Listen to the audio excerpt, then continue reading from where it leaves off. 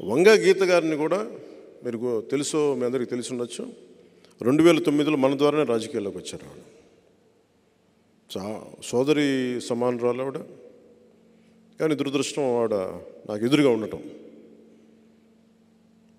So దురదృష్టవశాత్తు ఆవిడ ఉన్నారు. భవిష్యత్తులో ఆవిడ వైసీపీని వీడి జనసేనలోకి రావాలని నేను మనస్ఫూర్తిగా కోరుకుంటున్నాను.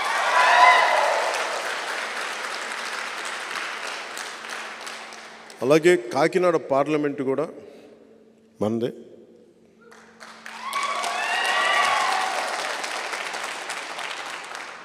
ఎందుకు కాకినాడ పిఠాపురం చాలా కీలకమైనవి భారతదేశానికి అంటే, మొట్టమొదటి కాంగ్రెస్ ప్లీనరీ పిఠాపురంలో జరిగింది. అలాగే చిన్న రాష్ట్రాలు విడిపోవాలన్న ఆలోచన కూడా మనకి కాకినాడలోనే మొదలైంది.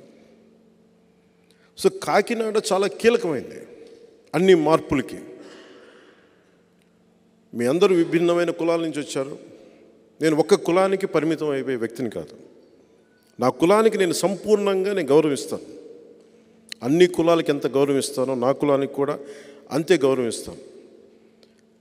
కానీ కులం కోసం మిగతా కులాలతో గొడవ పెట్టేసి మీరంతా వేరు మేమంతా వేరు అని చెప్పి ఒంటరి అయిపోయి ఎవరికి కాకుండా పోవడం నాకు ఇష్టం లేదు. నాకు అది నేను పుట్టిన కులానికి కూడా మంచిది కాదు.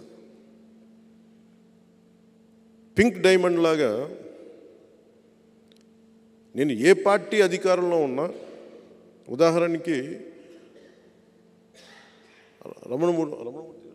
రమణ దీక్షితులు గారు టీటీడీ ప్రధాన అర్చకులు 2018-19లో ఆయన స్వయంగా నాకు ఒక మెసేజ్ పంపించారు. ఇక్కడ శ్రీవారి పింక్ డైమండ్ మిస్ అయిపోయింది, ఇక్కడ మీరు మాట్లాడండి అని.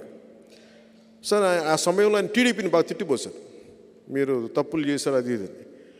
అదే గొంతుక మళ్ళీ వైసీపీకి రాగానే అడగటం మానేశారు. నేను పింక్ డైమండ్ ఆ రోజున మిస్ అయితే ఈ రోజు కూడా మిస్ అయింది, దాని గురించి మాట్లాడండి అని. ఇది ఎందుకు చెప్తున్నానంటే, మీరు కాపు రిజర్వేషన్లు తీసుకోండి, ఏ సమస్యను తీసుకోండి, టీడీపీ ఉన్నప్పుడు ఒకలాగా, టీడీపీ కాకుండా వైసీపీ వస్తే ఒకలాగా మాట్లాడకూడదు. ప్రతి పాలసీ మీద చాలా స్పష్టమైన అవగాహన నుండి మాట్లాడాలి. ఇది కుదురుతుంది, ఇది కుదరదు, లేదా ప్రయత్నం చేస్తాం. ప్రయత్నం చేస్తే ఫెయిల్ అయితే కనీసం బాధ్యత, అకౌంటబిలిటీ నేను ఈ పరిస్థితుల్లో నేను చేయలేకపోయాను, క్షమించండినో ఏదో వివరణ ఇవ్వాల్సిన అవసరం, అకౌంటబిలిటీ ప్రతి ఎమ్మెల్యేకి, ప్రతి ప్రభుత్వానికి, ప్రతి పార్టీకి ఉంది. ఇది ఎప్పుడు అనుకోవడానికి అలాంటి ఆలోచన ఎప్పుడు రాలేదు.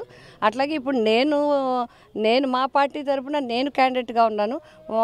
మరి ఆ పార్టీ తరఫున క్యాండిడేట్ ఎవరైనా కావచ్చు, పవన్ కళ్యాణ్ గారు కావచ్చు, ఎవరైనా కావచ్చు. ఇది కేవలం రాజకీయపరమైన పోటీయే. అప్పుడు నాకు చిరంజీవి గారు ఆశీర్వదించి పంపించడం జరిగింది, ప్రజలు నన్ను దీవించి నెగ్గించడం జరిగింది. అదేవిధంగా ఇప్పుడు జగన్మోహన్ రెడ్డి గారు ఆశీర్వదించి పంపించడం జరిగింది, రేపు ప్రజలు దీవించి నన్ను అసెంబ్లీకి పంపడం జరుగుతుంది ఖచ్చితంగా. ఇది మా సంపూర్ణ విశ్వాసం.